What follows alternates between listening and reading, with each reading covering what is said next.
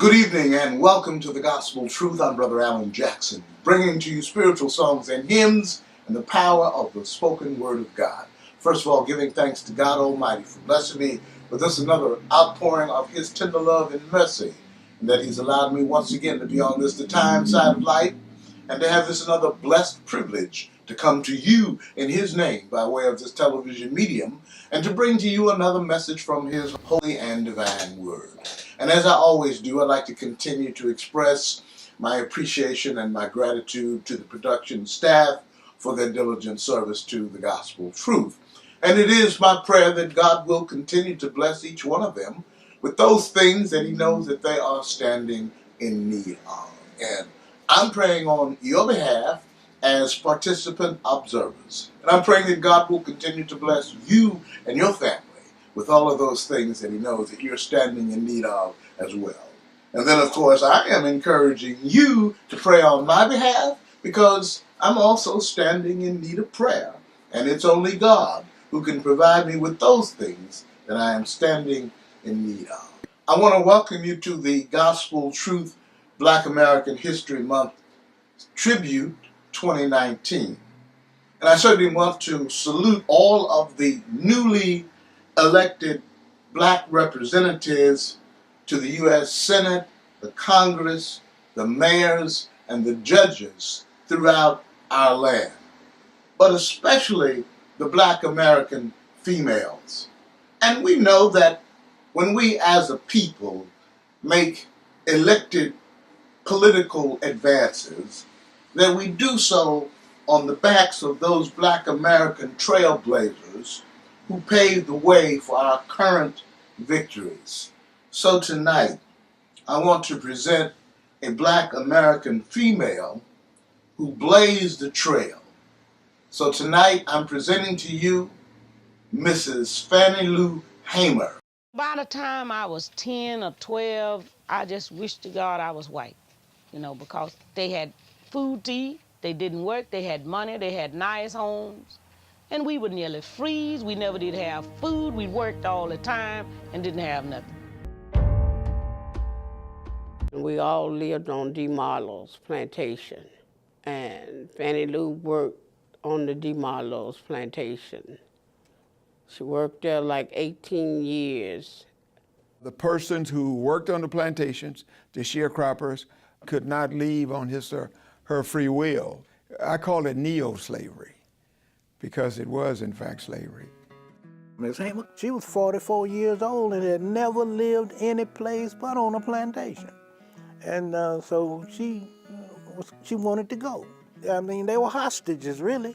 They couldn't leave without approval of the plantation owner. And they didn't get much money, so they didn't have a lot of money to run away with. All of what they had accumulated was taken away from them by an overseer, a white overseer on the plantation, who poisoned their mules and destroyed their crops and disabled their automobile.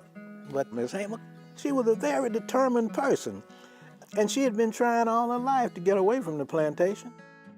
The direction of Fannie Lou Hamer's life changed in August 1962 when the Student Nonviolent Coordinating Committee, or SNCC, held a public meeting in nearby Ruleville. I can remember in 1962, this lady named Mary Tucker, she and my mom was best of friends.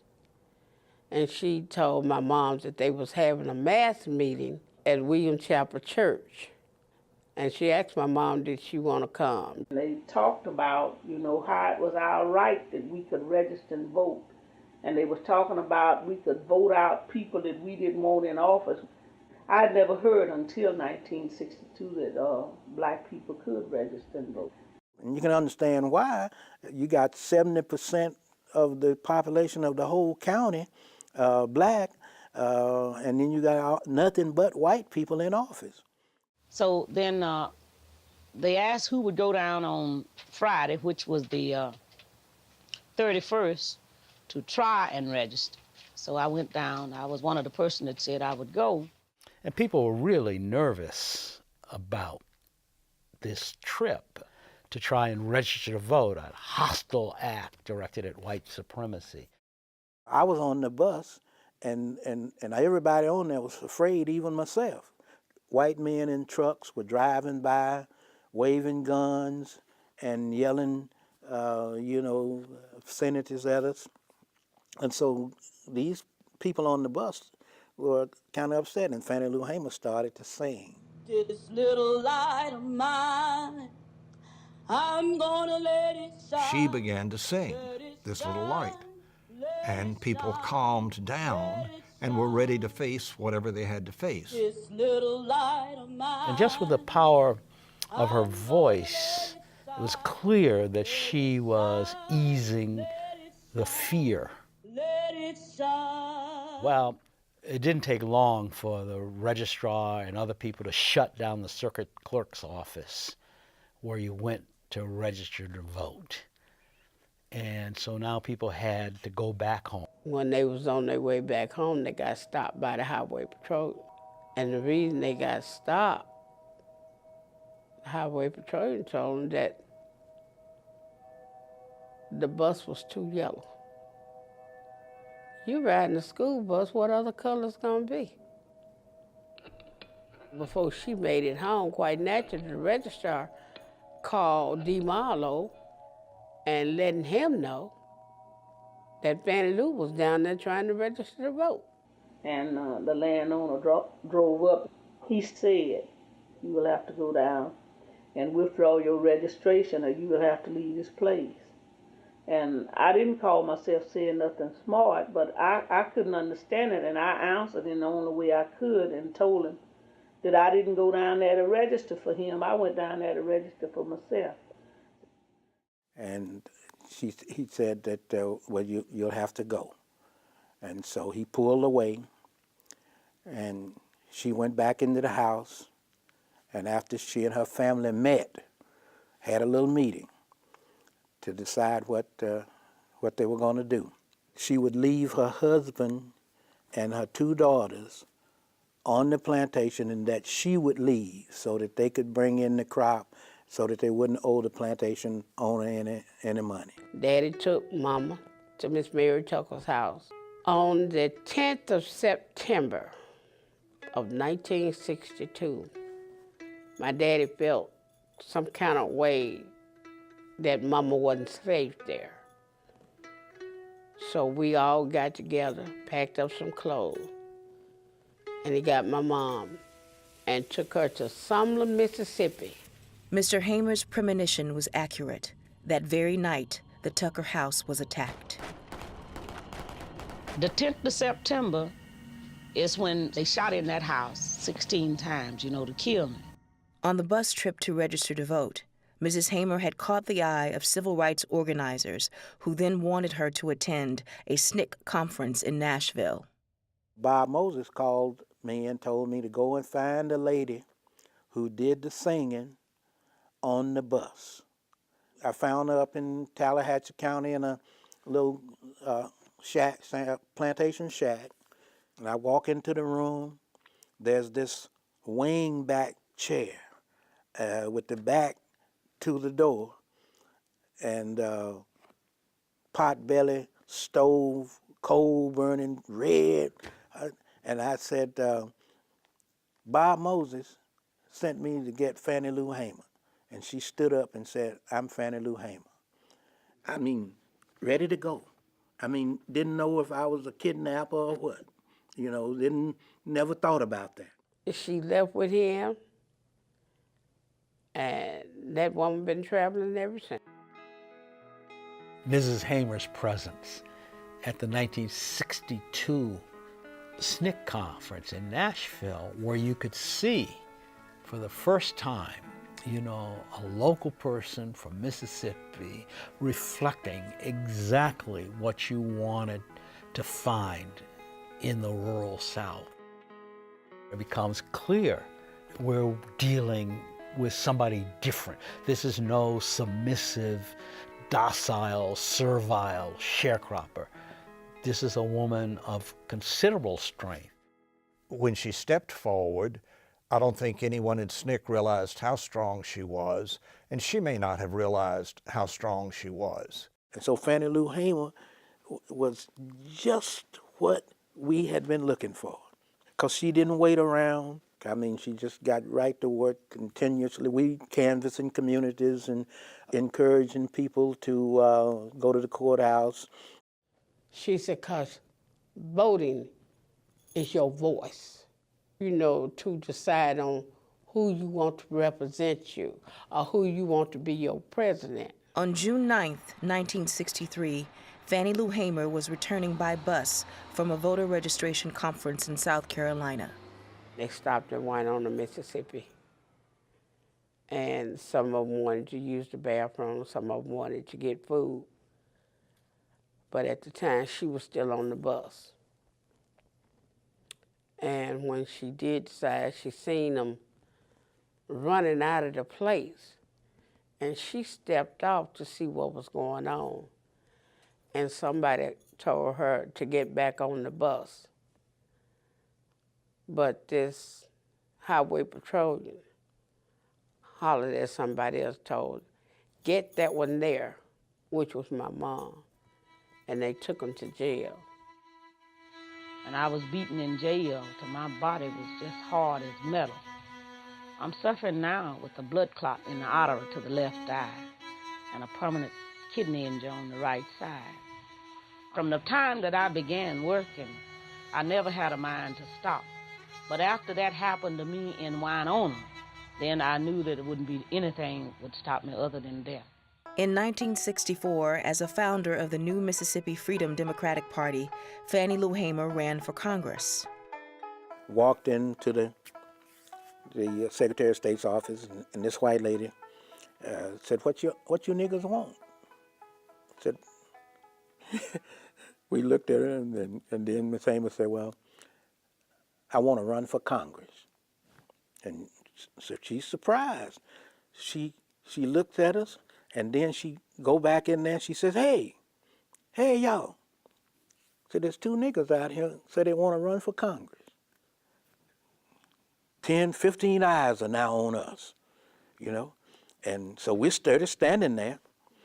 And so she come and put this pile of papers on the counter and said, fill these out. Fannie Lou and I go out into the corridor up there and fill out the papers, bring them back.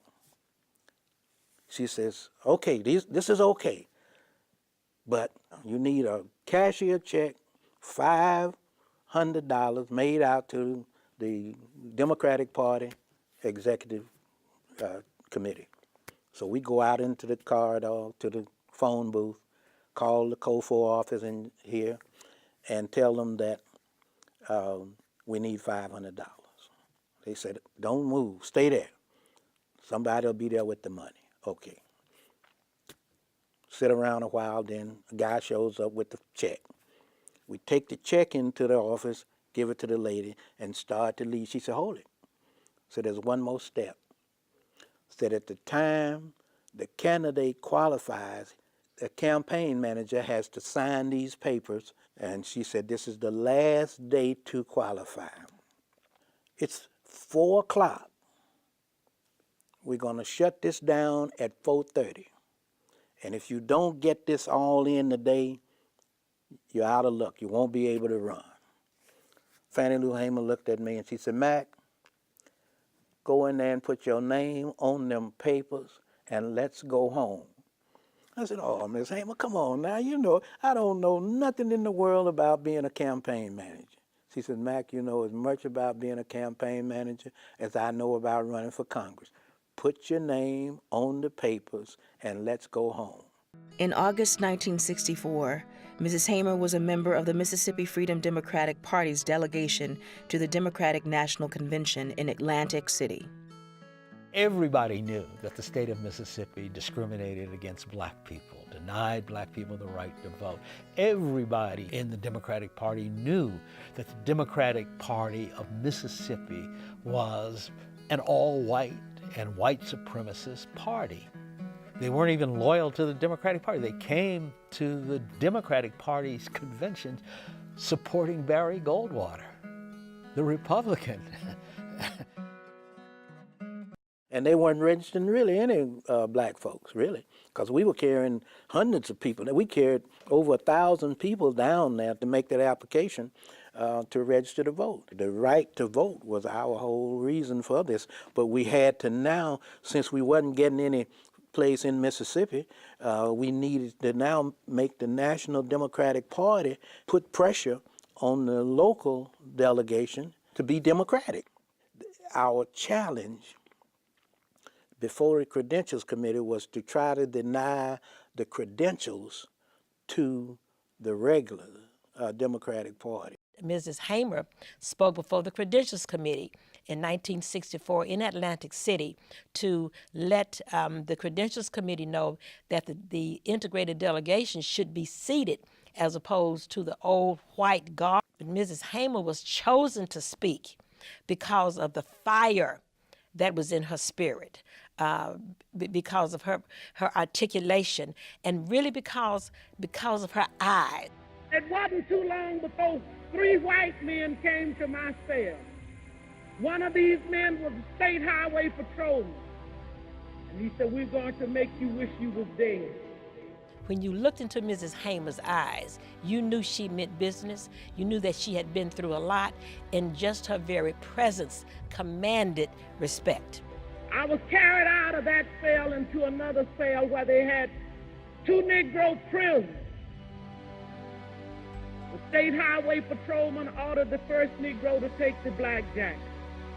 The first Negro began to beat. And I was beat by the first Negro until he was exhausted. I was told that there were people on the Credentials Committee in tears when they listened to Mrs. Hamer tell her story. After the first Negro had beat until he was exhausted, the state highway patrolman ordered the second Negro to take the blackjack. The second Negro began to beat, and I began to work my feet. And the state highway patrolman ordered the first Negro had beat to sit on my feet, to keep me from working my feet. I began to scream, and one white man got up and began to beat me in my head and tell me to hush. All of this is on account of we want to register to become first-class citizens. And if the Freedom Democratic Party is not seated now, I question America. Is this America, the land of the free and the home of the brave, where we have to sleep with our telephones off of the hook because our lives be threatened daily because we want to live as decent human beings in America? Thank you.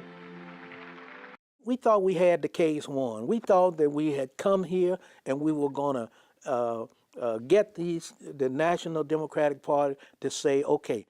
With Mrs. Hamer's testimony at that moment, without knowing, the kind of arm twisting that was going on in the background, the kind of threats being made by the White House, Lyndon Johnson's White House, it seemed as if, to me, there would be an actual vote permitted on whether or not to seat the MFDP. And my feeling was that if you got that vote, a majority of the convention would vote to seat the Mississippi Freedom Democratic Party. Behind the scenes, President Johnson and party leaders had no intention of allowing a vote by the full convention. Instead, they offered a compromise, allowing 2 members of the Mississippi Freedom Democrats to be recognized as delegates at large. So they offered us that, what they call a compromise, 2 seats at large, really representing nobody. Some are wanting to accept the compromise, and most of the SNCC people are saying no, and they take us off into a little meeting where separating us to try to persuade us to accept this compromise. And so, and then Mrs. Hamer standing up and, just saying, we shouldn't do this. We are not going to do this. And then all of us, the delegates, vote with her. So although at one level the challenge failed, That is to say that the Mississippi Freedom Democratic Party was not seated. At another level, you have to acknowledge that the challenge changed the Democratic Party and in a sense changed the face of Democratic Party politics in the United States. Shortly after the convention, Fannie Lou Hamer joined fellow SNCC activists on a trip to Africa. She became really proud and more of statesmanlike. You know, I think when she saw these African people and the way the leadership there, and she just kind of this lifted her. It was just remarkable. I saw some of the most intelligent people, because I had never in my life seen, where black people running banks. I'd never seen nobody, behind a counter in a bank. I had never seen nobody black running the government in my life. So it was quite a revelation to me. It was I was really learning something for the first time, because then I could feel myself never, ever being ashamed of my ancestors and my background. After the 1964 elections, the Mississippi Freedom Democratic Party challenged the legitimacy of Mississippi's congressional delegation. Fannie Lou Hamer was one of 3 women who traveled to Washington to oppose the seating of 5 Mississippi congressmen. For the opening vote, the black ladies are asked to stand, and they gave them a seat finally, in the back of the U.S. House of Representatives. And that challenge allowed Fannie Lou Hamer, Victoria Gray, and Annie Devine to be the first black women to be seated on the House floor while the challenge was heard. Despite her role in the national civil rights movement, Fannie Lou Hamer remained active in her local community. She starts doing the most practical kinds of things and telling people, plant tomatoes. We're hungry. Plant beans, plant okra. You know, back then people didn't have food. Half time didn't have clothes. And when she would go to different areas up north, she would tell them that, people down here in the South, they needed clothes, they needed food. And they would send boxes and boxes and boxes of clothes. Our front porch would be stacked up with boxes, with clothes. I watched this lady sit out in her front yard and peel peaches and pears and put them up in jars and give them away. We just thought, if we had land to grow some stuff on, then it would be a help to us, because, living on the farm, on some plantation, they still don't give you a place to grow stuff. So we founded Freedom Farms in 1969, and we grew our own vegetables, like butter beans, peas, okra, potatoes, peanuts, and then cash crop.